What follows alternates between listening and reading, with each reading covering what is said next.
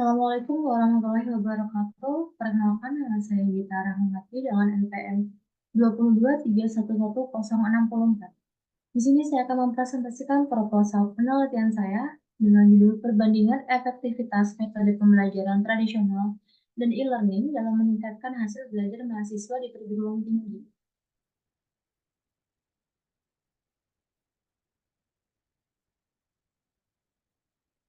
Latar belakang. Pendidikan tinggi berperan penting dalam mencetak SDM berkualitas. Metode pembelajaran berkembang dari tradisional ke e-learning yang fleksibel dan dapat diakses kapan saja. Namun, e-learning menghadapi tantangan dalam interaksi langsung. Penelitian ini membandingkan efektivitas kedua metode dalam keterlibatan, pemahaman, dan pencapaian akademis mahasiswa. Rumusan masalah. Bagaimana perbandingan efektivitas antara metode pembelajaran tradisional dan e-learning dalam meningkatkan hasil belajar mahasiswa? Kemudian ada apa saja faktor-faktor yang mempengaruhi efektivitas kedua metode tersebut?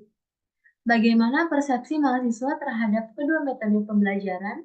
Nomor 4 ada apakah terdapat perbedaan hasil belajar antara mahasiswa yang lebih memilih metode tradisional dan mahasiswa yang lebih memilih metode e-learning? Kemudian ada bagaimana kedua metode pembelajaran tersebut mempengaruhi tingkat keterlibatan dalam proses belajar.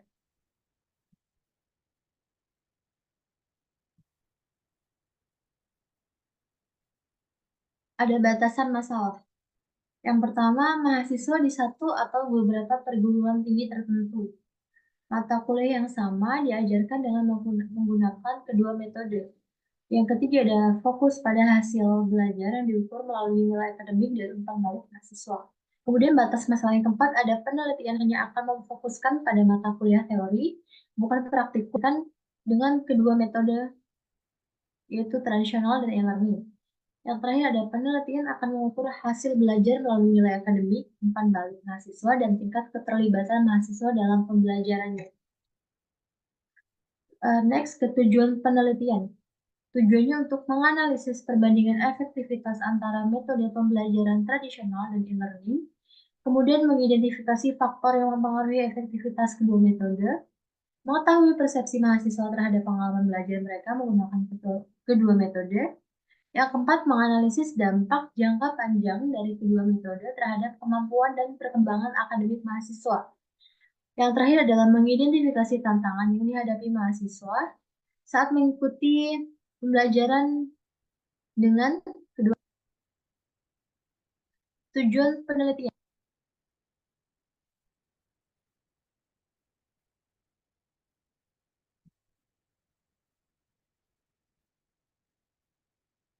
Manfaat penelitian. Manfaatnya yang pertama adalah dari instansi pendidikan, yaitu untuk memberikan wawasan untuk memilih metode pembelajaran efektif dan pengembangan kurikulum. Manfaat penelitian bagi dosen untuk menyediakan strategi pengajaran untuk meningkatkan keterlibatan dan hasil belajar mahasiswa.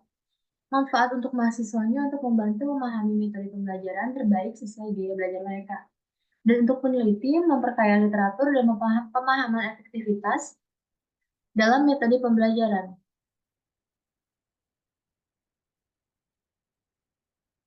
Landasan teori. Dari teori konstruktivisme, pembelajaran aktif melalui pengalaman dan interaksi sosial, Piaget dan Vygotsky, e-learning mendukung keterlibatan dan pembelajaran mendalam. Dikutip dari Genesis 1999. Kemudian ada teori andragogi, ada model pembelajaran berbasis teknologi, ada model ADDIE, dan terakhir ada efektivitas pembelajaran.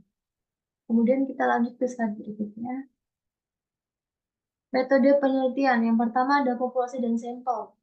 Populasi dalam penelitian ini adalah mahasiswa dari beberapa program studi di perguruan tinggi yang telah menggunakan kedua metode pembelajaran, yaitu tradisional dan e-learning dalam mata kuliah yang sama.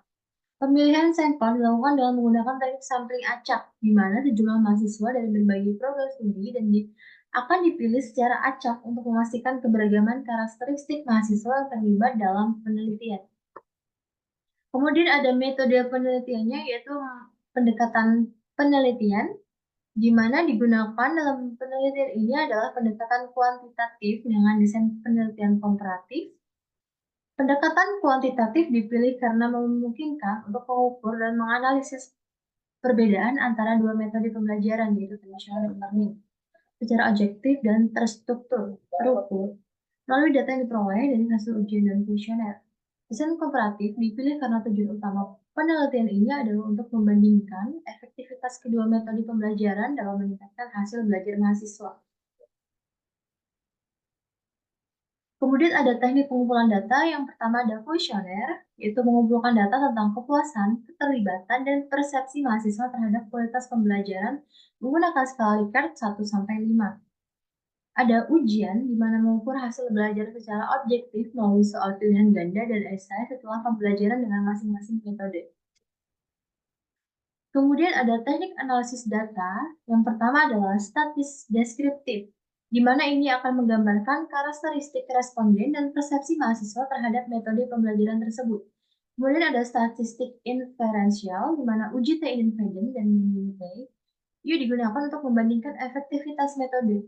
Regresi linear menganalisis faktor yang mempengaruhi efektivitas pembelajaran. Kemudian untuk waktu penelitiannya, di sini saya tahap penelitian yang pertama adalah persiapan penelitian. Waktu pelaksanaannya adalah selama 1 minggu. Penyebaran kuesioner dan pengumpulan data selama 2 minggu. Pelaksanaan ujian selama 1 minggu dilanjut dengan pengolahan data dan analisis data selama 2 minggu. Kemudian kita melakukan penyusunan laporan penelitian selama 2 minggu. Dan yang terakhir adalah penyusunan presentasi hasil selama 1 minggu. Itu saja yang dapat saya sampaikan dari proposal saya. Saya Gita Rahmawati dengan EPM 2231104 mengucapkan terima kasih dan wassalamualaikum warahmatullahi wabarakatuh.